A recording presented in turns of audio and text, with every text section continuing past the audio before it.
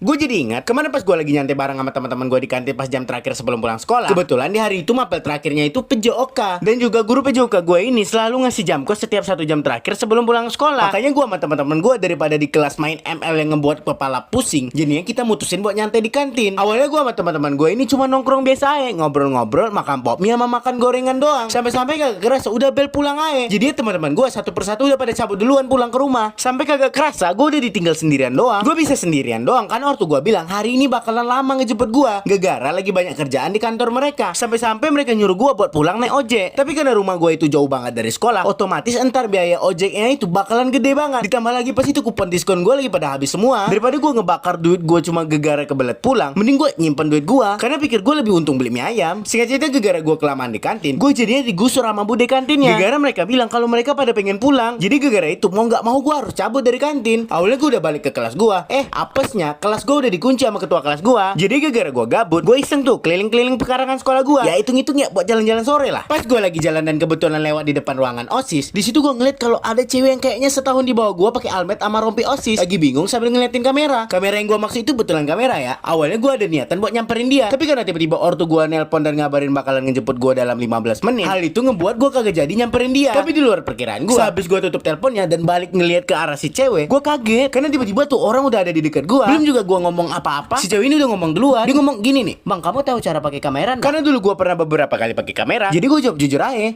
Hah?